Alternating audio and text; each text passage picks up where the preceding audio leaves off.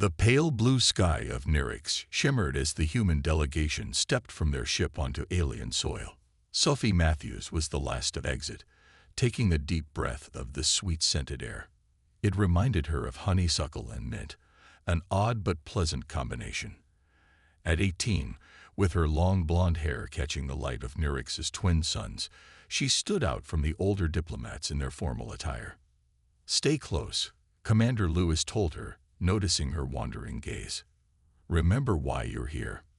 Sophie nodded, though her attention was already captured by a small six-legged creature scurrying along the landing platform. Unlike Earth's insects, this one glowed with soft blue light. When it paused to look at her, she saw intelligence in its tiny eyes. The Nirixian welcoming party waited at the platform's edge. Sophie had studied their appearance during the journey, but seeing them in person was different. Their bodies were thin and tall, with delicate limbs that seemed almost too fragile to support them. Their skin was nearly transparent, showing hints of the complex circulatory system beneath. Most striking were their eyes, large, oval, and filled with swirling colors that seemed to change with their emotions. Ambassador Dai stepped forward, his ceremonial robes flowing around his slender frame. Despite the formal occasion, Sophie noticed a subtle trembling in his hands. "Earth's representatives, we welcome you to Nirix," he said, his voice surprisingly deep for such a delicate being. "We have awaited this meeting for many cycles." Commander Lewis performed the practiced greeting, placing his palm flat against his chest before extending it outward. "The people of Earth thank you for your welcome. We come in friendship and with hope for mutual understanding." As the formal introductions continued, Sophie studied the Nirixians. Something about them seemed off. Despite their polite words and careful gestures, tension radiated from them. Their eyes constantly scanned the horizon. When a bird-like creature flew overhead, 3 of them flinched simultaneously. The delegation was led to ground transport vehicles, sleek, silent crafts that hovered inches above the purple-tinted path. Sophie ended up seated next to a young Nirixian, who introduced himself as Quan, an assistant to Ambassador Da. "This is my first diplomatic assignment," Sophie told him as they glided through fields of strange, spiral-shaped plants. "I'm actually a zoology student. They brought me because of my work with dangerous animals." Quan's eyes swirled with green and gold. "Dangerous animals? You work with them willingly?" "I've had a gift with animals since I was little," Sophie explained. "I can read their body language, understand what they're trying to communicate. It works with everything from wolves to Komodo dragons." "Fascinating," Quan said, though his expression seemed more alarmed than impressed. "Let us hope such skills remain unnecessary during your stay." The convoy arrived at the capital city, a marvel of crystalline architecture that caught and refracted the sunlight in dazzling patterns. Buildings spiraled upward in impossible configurations, connected by transparent walkways that gave the impression of a city floating in air. After settling into their quarters, comfortable rooms with walls that could become transparent or opaque at a touch, the humans were given time to rest before the evening's formal reception. Sophie couldn't sit still. She approached Commander Lewis, who was reviewing diplomatic protocols in the common area of their quarters. "Permission to explore the immediate vicinity, sir?" she asked. Lewis looked up with a frown. "This isn't a field trip, Matthews." "I know, sir, but I noticed something odd about our hosts. They seem afraid, constantly on edge." Lewis sighed. "Different species, different mannerisms. Don't read too much into it." "But what if it's important? What if there's something they're not telling us?" "That's diplomacy for you," Lewis said with a wry smile. "Everyone holds cards close to their chest. Just follow protocol and let the ambassadors do their job." Sophie nodded reluctantly and returned to her room. Through the ceiling, which she had set to transparent, she watched the alien sky deepen to a rich indigo as one sun set while the other remained, creating an eternal twilight. The evening reception was held in a vast hall with walls that seemed to be made of living crystal. They pulsed gently with light that responded to the movements of people nearby. The effect was beautiful but disorienting. Sophie was introduced to various Nerixian officials, scientists, and cultural representatives. She noticed that despite the elegant setting and obviously careful planning, the Nerixians maintained an unusual awareness of their surroundings. Even during conversations, their eyes would dart to exits or windows at regular intervals. When she managed to get Quan alone near a refreshment table, she asked directly, "Why is everyone so nervous?" Quan's skin flushed slightly, revealing more of the circulatory system beneath. "Nervous? I don't understand. The constant checking of exits, the flinching at sudden movements. Everyone here is on high alert for something." Quan's eyes swirled with dark blue and purple. "It is simply our way. Please enjoy the refreshments." He moved away quickly, joining a group of other Nerixians who immediately bent their heads together in what looked like urgent conversation. Sophie sampled a glowing blue beverage that tasted like sparkling water, with hints of something like cinnamon. As she sipped, she observed the room. The Nerixians had scattered themselves strategically, she realized. From any point in the room, at least 3 were positioned to see each entrance and window. Ambassador Day approached Commander Lewis and the Earth's senior ambassador. Their conversation seemed intense, and Sophie edged closer, pretending to admire a floating sculpture. "Assure you, it poses no danger to your delegation," Day was saying. "Our security measures are comprehensive. If there are security concerns, we should be informed," Earth's ambassador replied firmly. "Merely standard precautions," Day said smoothly. "Nothing that should concern." The rest of his sentence was cut off by a sound that pierced through the gentle music and conversation. A high-pitched, wailing alarm that made Sophie's skin crawl. The effect on the Nerixians was immediate and dramatic. Every one of them froze in place. The swirling colors in their eyes accelerated to a frantic pace. Some made small, involuntary sounds of distress. The alarm continued, joined by voices speaking rapidly in the Nerixian language over some kind of public address system. Sophie couldn't understand the words, but the tone was unmistakable. Urgent, controlled panic. "What's happening?" Commander Lewis demanded, looking to Ambassador Da. The Nerixian's composure had shattered. His delicate frame trembled visibly now, and his eyes were filled with swirling black and red. "The perimeter has been breached," he said, his voice barely above a whisper. "We must move you to safety immediately." Security personnel appeared, their uniforms distinguished by shimmering patterns that seemed to enhance their normally frail physiques. They moved with practiced efficiency, guiding the humans toward a central doorway. Sophie found herself next to Dai as they moved. "What breached the perimeter?" she asked. "What are you afraid of?" Dai looked at her, and for a moment, the diplomatic mask fell completely away. In its place was naked fear, ancient, ingrained, and absolute. "The Vazov," he whispered, his voice trembling. "It has returned." The word meant nothing to Sophie, but the terror it evoked in the otherwise composed ambassador sent a chill down her spine. As they hurried through crystal corridors toward what Dad called a secure location, Sophie's mind raced with questions. What kind of creature could terrorize an entire advanced civilization? And why had no one mentioned it during the months of communication leading up to this diplomatic mission? As they descended into the heart of the building, Sophie caught a glimpse through a window of movement in the distance. Something large and powerful, moving with startling speed across the purple fields toward the city. For a brief moment, illuminated by Nerix's remaining sun, she saw a silhouette unlike anything in Earth's evolutionary record. Multi-limbed, massive, and undeniably predatory. The Vazov had come. And somehow Sophie knew that her true purpose on this mission was about to become clear. The underground shelter thrummed with nervous energy as Nerixian officials rushed about, their slender forms moving with surprising speed despite their obvious fear. Sophie stood in a corner, watching Commander Lewis argue with Ambassador Da. "You should have told us about this threat before we arrived," Lewis said, his voice tight with controlled anger. "We did not wish to complicate negotiations," Day replied, his skin almost transparent with stress. The Vazoth rarely approached the city. This is most unusual. Sophie edged toward the exit while they argued.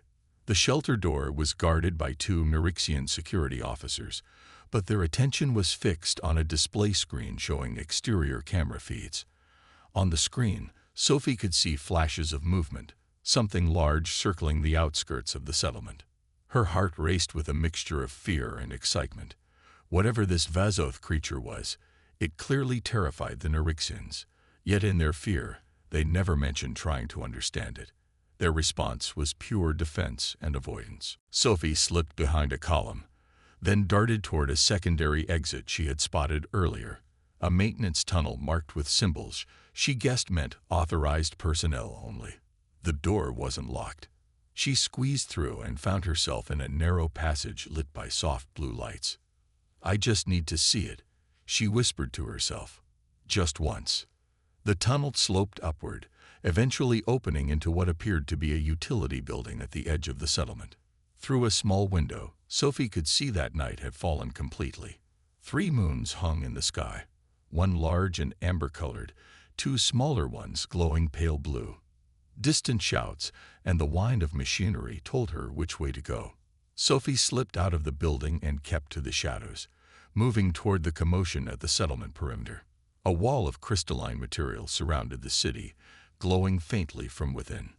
Sophie found a maintenance ladder and climbed it, peering cautiously over the top of the wall. What she saw took her breath away.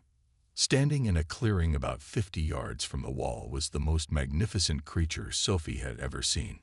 It was enormous, at least 15 feet tall at the shoulder, with a body that seemed to combine features of Earth's dinosaurs, big cats, and something utterly alien. 6 powerful limbs moved with surprising grace for something so massive. The 4 lower limbs were sturdy and elephant-like, while the upper pair were more dexterous, ending in what looked like hands with opposable digits. The creature's body was covered in scales that shifted color in the moonlight, blues, purples, and greens flowing across its surface like liquid. But it was the head that truly captured Sophie's attention. Large and somewhat triangular, it housed a pair of eyes that glowed with amber light. They weren't the eyes of a mindless beast. They moved with purpose, scanning the wall, assessing the defenses. As Sophie watched, mesmerized, the settlement's defense systems activated.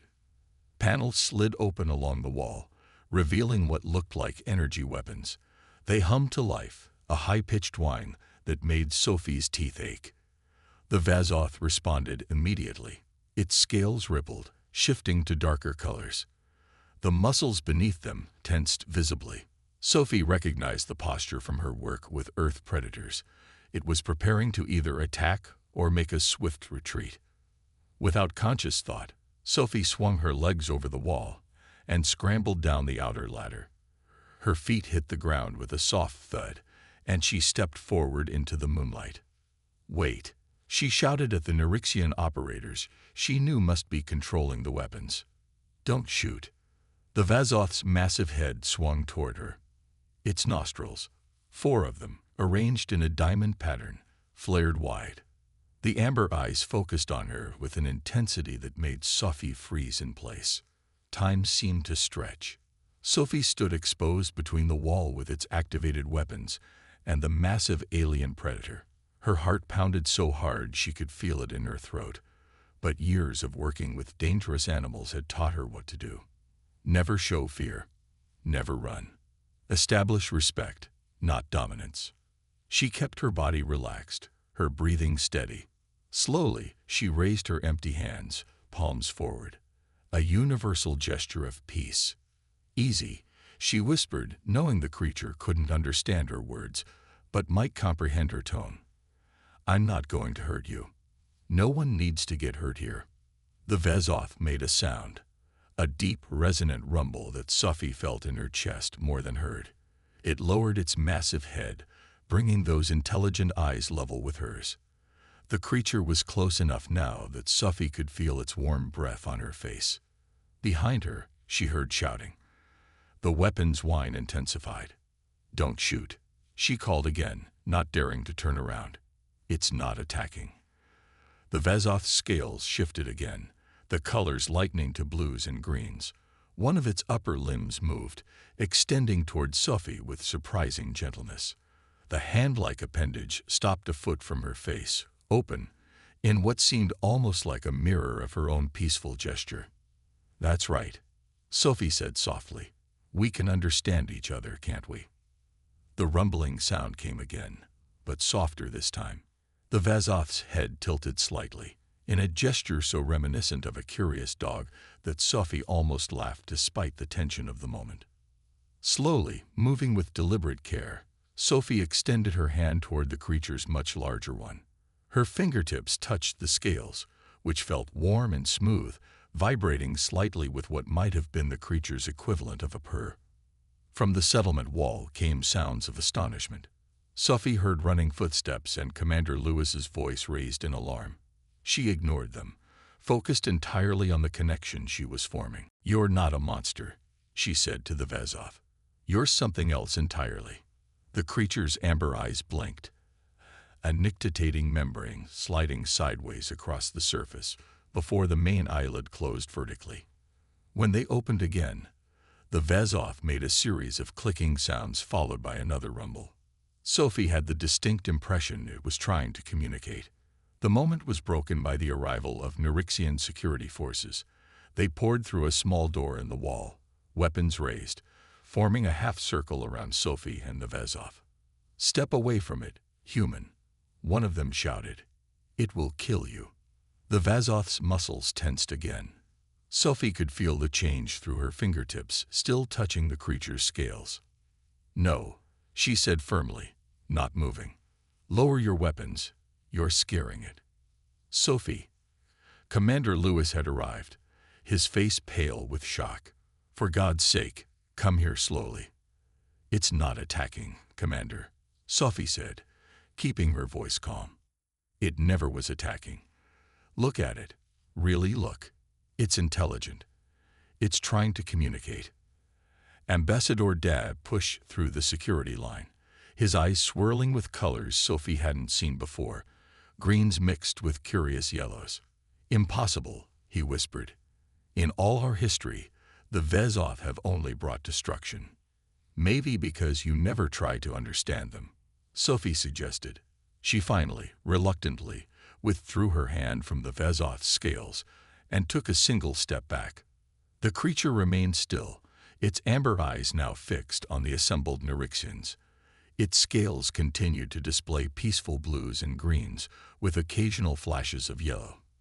"I think it's trying to tell you something," Sophie said, "and I think I can help you understand what that is." Commander Lewis looked like he wanted to drag her bodily back behind the settlement walls, but his diplomatic training held.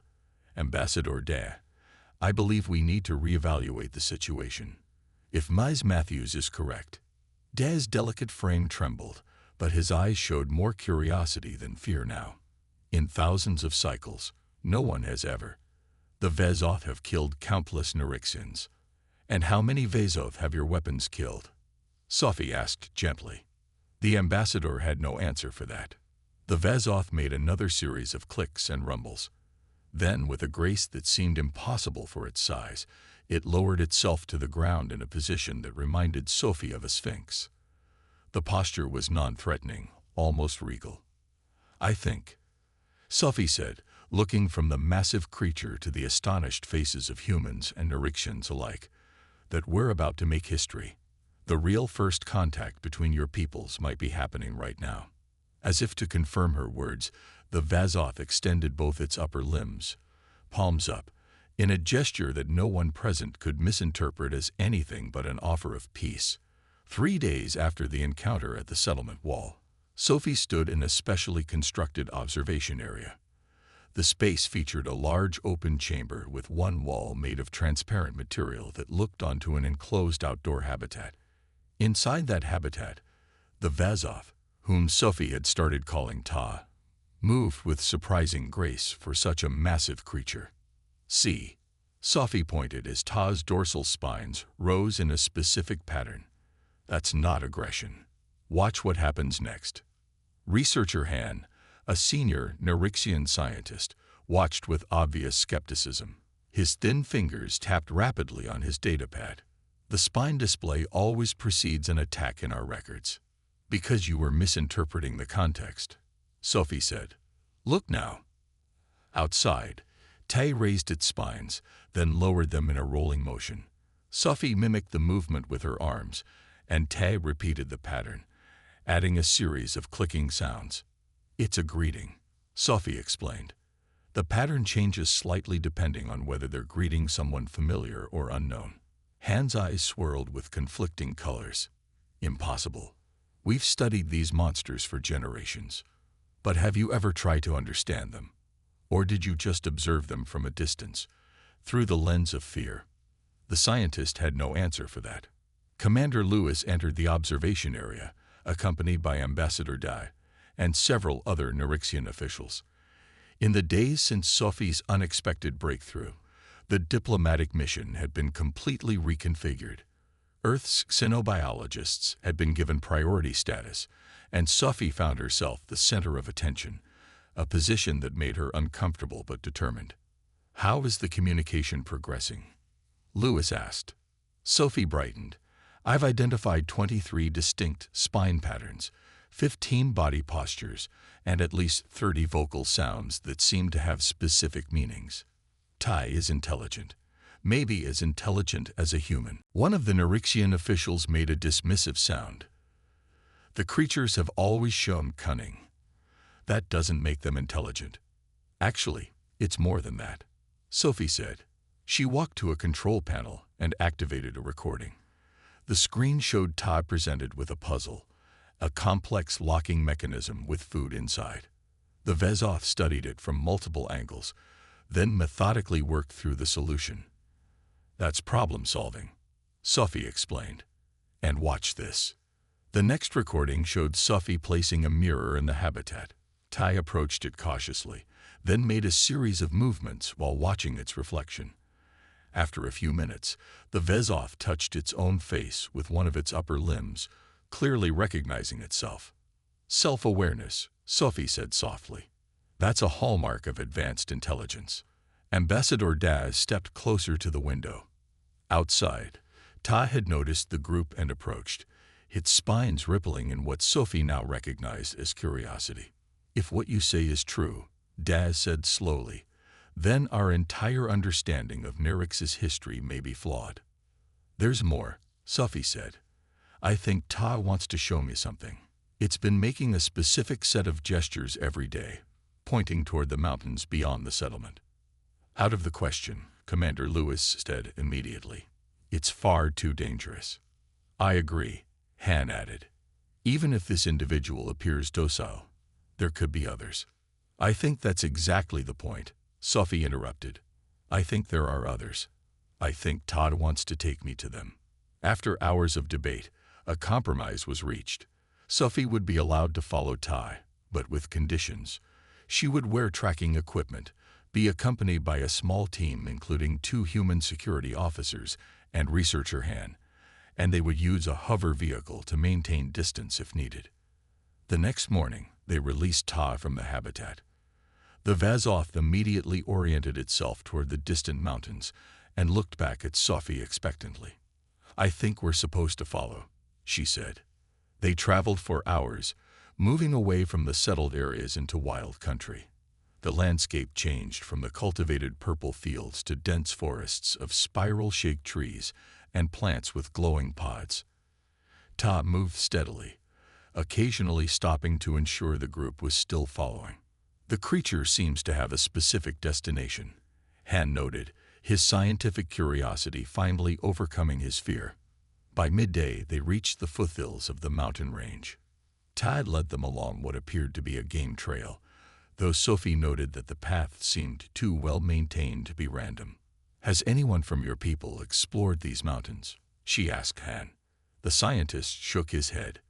There were expeditions in the past, but too many were lost to Vezoth attacks.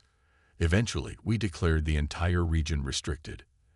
As they climbed higher, Sophie began to notice markers along the path, arrangements of stones that seemed deliberately placed. Ta paused at each one, touching them in specific patterns. They're trail markers, Sophie realized.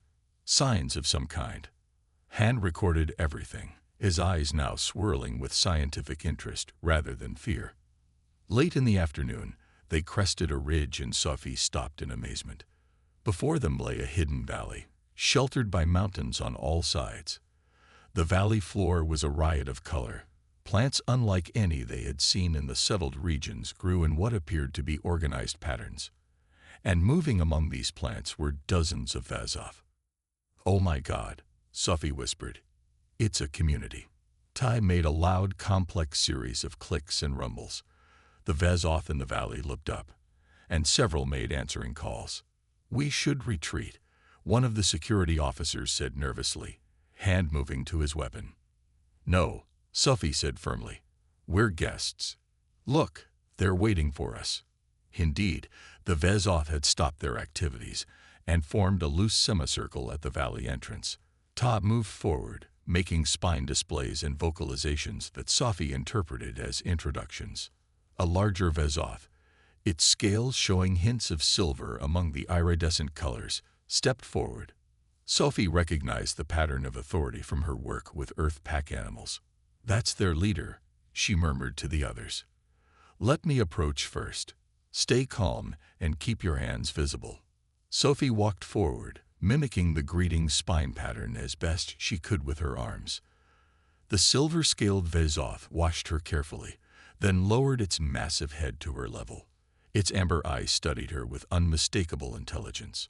After a tense moment, the leader Vazov made a rumbling sound and stepped aside, clearly inviting them into the valley. What they discovered over the next few hours challenged everything the Narixians thought they knew about their world. The valley contained not just a gathering of animals, but a complex society. The Vazov had constructed dwellings using living plants trained to grow in specific patterns. They cultivated food in organized gardens. Young Vazov played in groups while being supervised by adults. Most surprisingly, Sophie discovered art. Patterns carved into stone, arrangements of colored minerals in complex designs.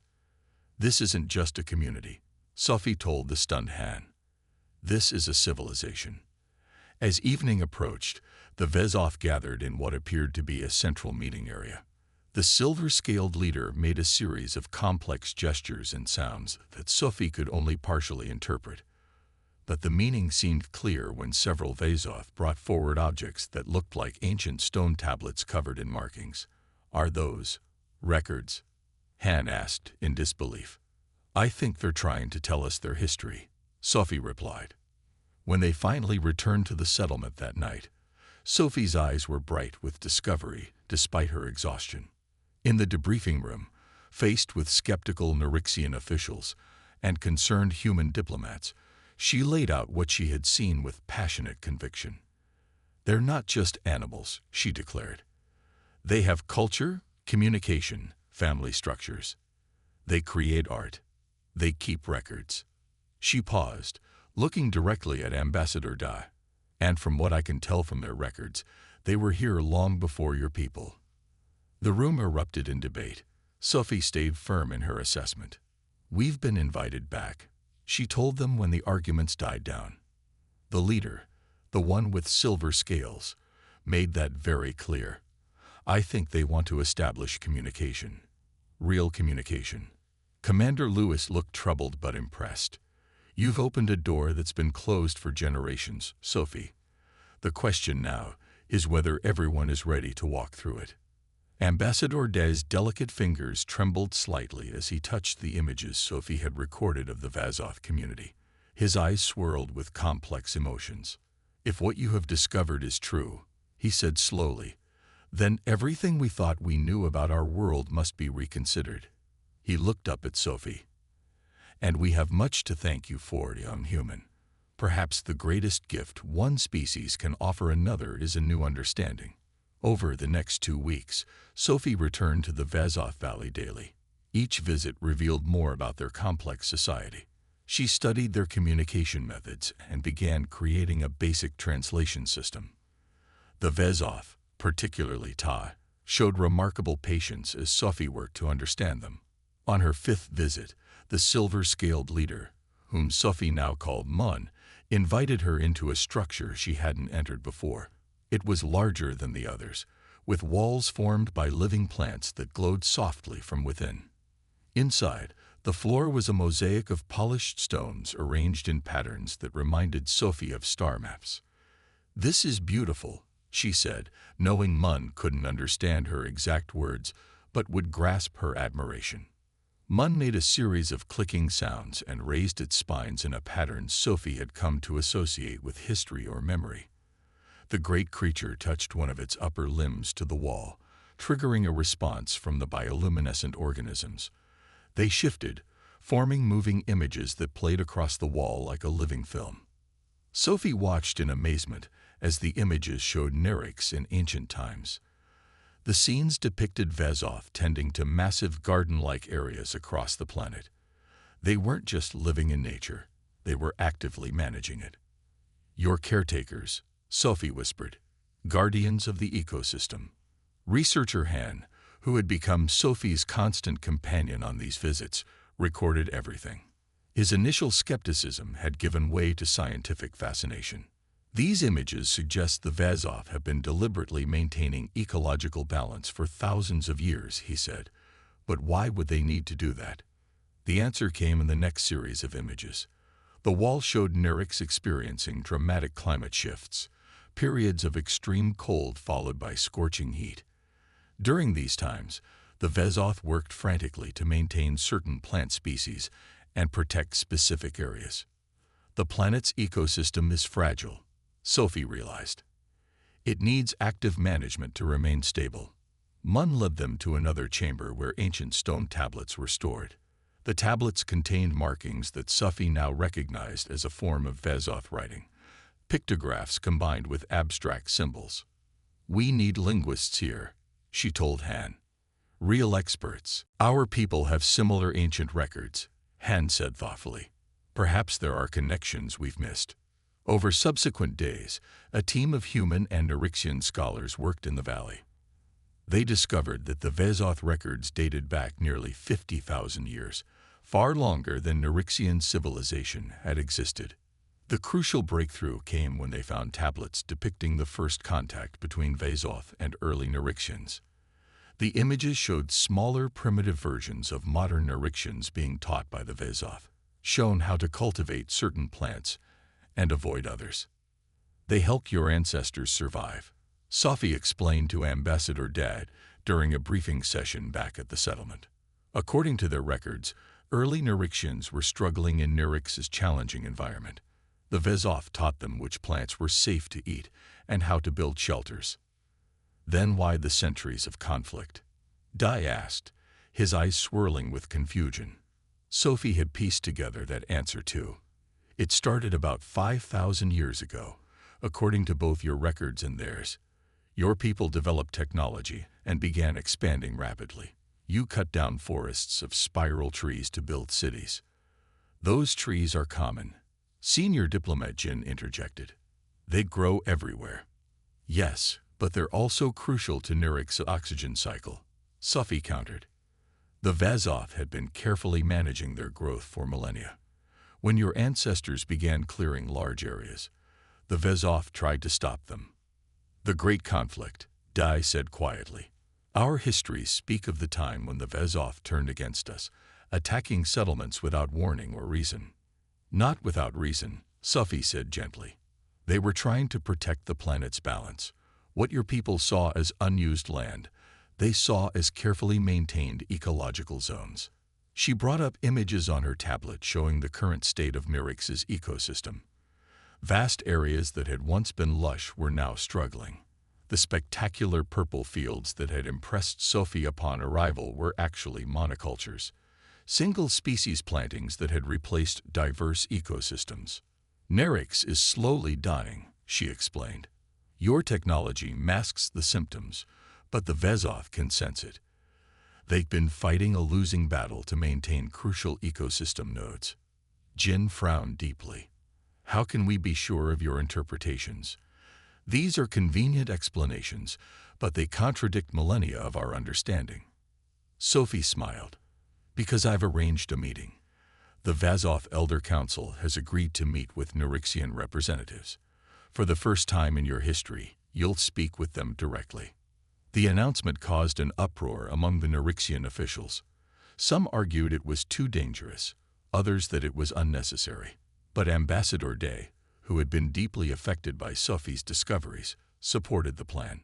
If what Sophie Matthews has discovered is true, he said quietly, then our entire civilization has been built on a tragic misunderstanding. We owe it to our future to discover the truth. 3 days later, an unprecedented meeting took place in a neutral location, a meadow halfway between the Neurixian settlement and the Vazov Valley. A delegation of 7 Vazov, led by Mun, arrived first. They arranged themselves in a semicircle, their massive bodies gleaming in the morning light. The Neurixian delegation approached cautiously. Ambassador Da led them, accompanied by scientific and cultural representatives. Sophie walked between the two groups, serving as translator despite the limitations of her still-developing understanding of Vazov communication.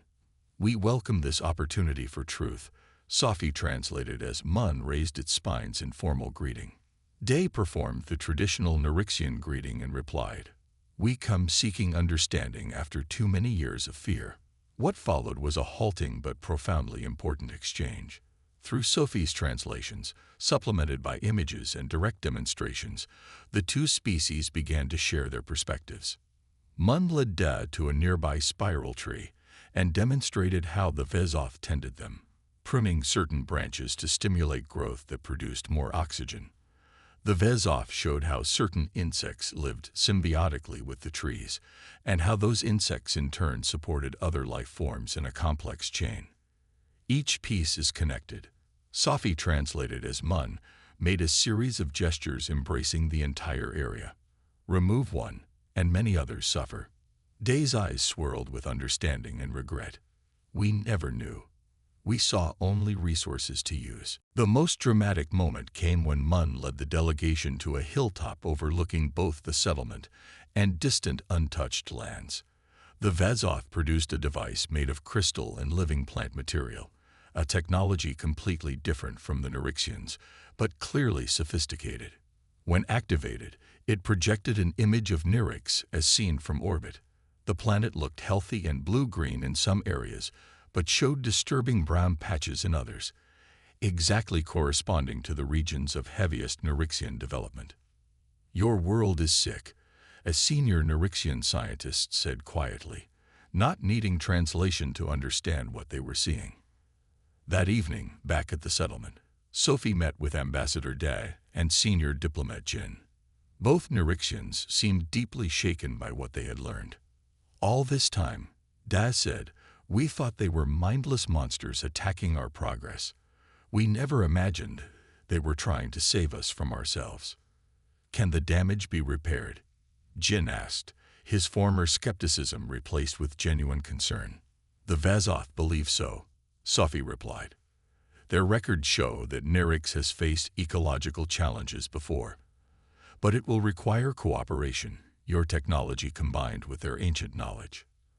"And what of the territorial disputes?" Jin pressed. "Our people need space to live." "There's room for both species," Sophie said. "But development needs to happen with understanding of the ecological impact. The Vazov aren't against progress. They're against destruction." She paused. "They've invited your scientists to study their methods of ecosystem management, and they've offered to help restore damaged areas." Ambassador Day's delicate fingers trembled as he touched the images from the day's meeting. "In all our history, we never truly tried to understand them. We let fear guide us for thousands of years." "Fear is easy," Sophie said gently. "Understanding is harder. But you have a chance now to change the course of both your people's history." "The Council will resist," Jin warned. "Many will not want to believe we have been wrong for so long." "Then show them the evidence," Sophie said. "Let them meet the Vazov themselves. Once you see them as they truly are, not monsters but guardians, everything changes." As the twin suns of Nyrix set, casting the crystalline buildings in golden light, Sophie felt a profound sense of hope. Two intelligent species, separated by millennia of misunderstanding, had taken their first steps toward reconciliation, and perhaps together they could heal their wounded world. The day of the historic summit arrived with both suns of Nirix shining in a clear sky. Sophie stood at the entrance of the newly constructed meeting hall, a domed structure built specifically for this occasion. Its design blended Nirixian crystal technology with Vazov organic architecture. Living plants formed graceful supports for translucent panels that filtered the sunlight into a gentle glow. "Are you nervous?" Commander Lewis asked, adjusting his formal uniform. Sophie smoothed down her own ceremonial attire, a simple blue dress with Earth's emblem. "A little. There's so much riding on this." After weeks of preparation and smaller meetings, today marked the official peace summit between the Nirixians and Vazov. Representatives from both societies would formalize their new relationship, with Earth serving as witness and mediator. The Nirixian delegation arrived first.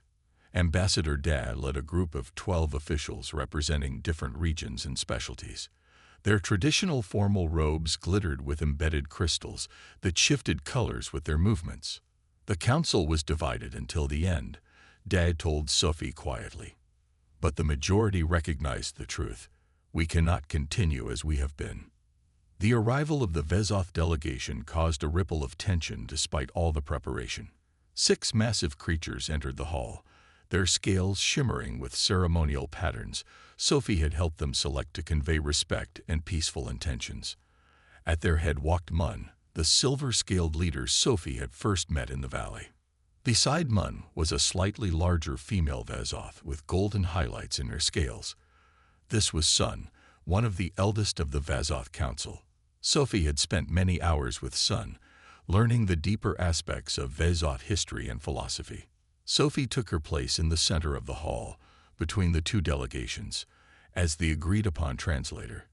She would bridge the communication gap that had separated these species for thousands of years.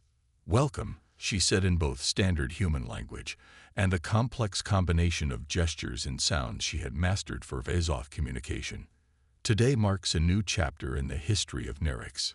Sun stepped forward first, her massive form moving with surprising grace. She made a series of spine displays and vocalized rumbles that Sophie had carefully rehearsed with her. Sophie translated. "The elder Sun says, we remember a time when both our peoples shared this world in harmony. Before fear replaced understanding, before territory became more important than life itself. We remember, and we can build that world again." The Nirixians watched in fascination as Sophie interpreted the complex body language. Many had begun studying Vazov communication themselves, but were still novices compared to Sophie's now fluent understanding. Ambassador Day responded with equal formality. "For too long, we viewed your people as mindless threats rather than the intelligent guardians you truly are. Our ignorance has damaged not only our relationship but the very world we both call home. Today, we seek to right these ancient wrongs." As Sophie translated his words into Vazov communication patterns, she saw understanding in Sun's amber eyes. The great creature made a rumbling sound that Sophie recognized as approval. The summit lasted for 3 days.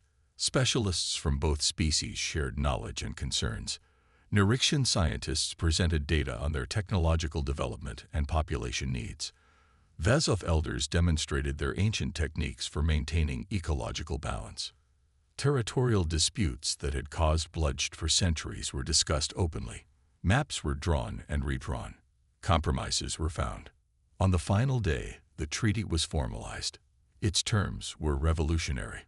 The Nirixians would restore damaged ecosystems using both their technology and Vazov guidance. They would limit development in areas the Vazov identified as crucial ecological nodes. In return, the Vazov would share their biological knowledge, wisdom that promised to transform Nirixian medicine and agriculture. Most importantly, a permanent council with representatives from both species would be established to mediate future disputes and oversee joint projects. After the formal signing, Sun approached Sophie privately. The massive Vezoth lowered her head to Sophie's level and made a series of gentle clicks and spine movements. "You have done what none of us could for thousands of years," Sophie translated for herself. "You saw beyond appearance to truth." "I just listened," Sophie replied, using Vezoth gestures, something everyone forgot to do. Sun's eyes glowed with what Sophie now recognized as amusement. Sometimes the simplest acts require the greatest courage. 6 months passed. Sophie remained on Nirix at the request of both the Vezoth and Nirixians. Her role had evolved from unexpected mediator to respected advisor. Earth had recognized the importance of her work, granting her special diplomatic status despite her youth. On a warm morning, Sophie stood on a hillside overlooking what had once been barren land, a casualty of Nirixian industrial development. Now it teemed with activity. Young Nirixians worked alongside Vezoth, planting native species that would help restore the soil. Special machines designed by Nirixian engineers and guided by Vezoth wisdom prepared the ground. "Remarkable, isn't it?" Earth's Ambassador Parker said, joining her at the overlook. The older woman had arrived 2 weeks earlier to establish Earth's permanent embassy on Nirix. "I still can't quite believe it sometimes," Sophie admitted. 6 months ago, these species were mortal enemies. "Never underestimate the power of understanding," Parker said, "which brings me to why I'm here. Earth wants to establish a formal training program for human Vezoth communication specialists. We'd like you to lead it." Sophie looked up in surprise. "Me? But I'm not a teacher. I'm not even a real diplomat." "You're something better," Parker smiled. "You're a natural bridge builder. What you've accomplished here has implications far beyond Nirix. As humanity encounters more alien species, people with your skills will be essential." Below them, a young Nirixian dropped a seedling. A Vezoth youth, smaller than the adults but still twice the size of any human, gently corrected the planting technique with careful gestures. "They're learning each other's languages now," Sophie observed. "Not just words, but understanding." "Yes," Parker agreed. "And that's what we want you to teach others. Not just communication, but connection." That evening, Sophie sat with Ty near the edge of what was now called Harmony Valley. The Vezoth who had first allowed Sophie to touch him had become a close friend and was now officially designated as liaison to Earth's delegation. "Will you accept the teaching position?" Ty asked through a series of now familiar gestures. "I think so," Sophie replied. "But I'll miss being here, seeing all the progress." "You'll always have a place among us," Ty assured her. "You are Vezoth friend, the first in our recent memory." A group of Nirixian children ran past, playing some game that involved imitating Vezoth spine patterns. They waved at Sophie and Ty without a trace of the fear that had once defined their species' relationship. "Did you ever imagine this?"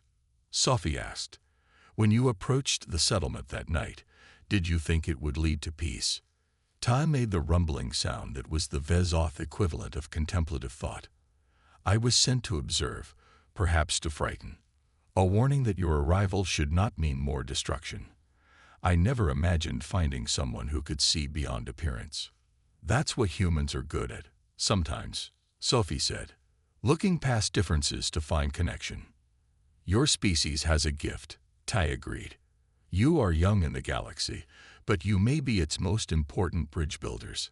2 weeks later, Sophie stood in the newly established Earth Embassy, looking out at the Nirixian capital. The city was changing. Living plants now grew alongside crystal structures, and Vezoth moved freely through the streets without causing panic. Ambassador Parker joined her, holding a datapad. "Your first class of students arrives tomorrow.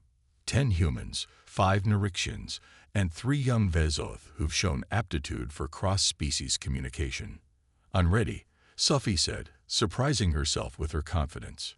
"The training program has already gained attention from other worlds," Parker continued. "Word of what happened here has spread. The human method, they're calling it, building understanding where none seemed possible." Sophie laughed. If they only knew it was just an 18-year-old girl who couldn't mind her own business. Sometimes that's all it takes, Parker said seriously. One person who refuses to accept that different must mean enemy.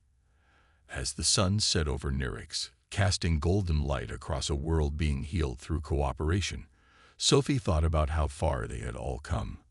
From feared monsters to respected partners, from ignorant destroyers to collaborative caretakers, both species had transformed their understanding of each other. And somewhere in that process, the galaxy had gained an important lesson. Humanity's greatest strength wasn't its technology or adaptability, but its capacity to bridge seemingly impossible divides, to see personhood and possibility where others saw only threat and difference. The blonde girl who had once been selected for a diplomatic mission because of her way with animals had helped change the course of an entire world. And now, she would teach others to do the same, creating a legacy of understanding that would spread among the stars.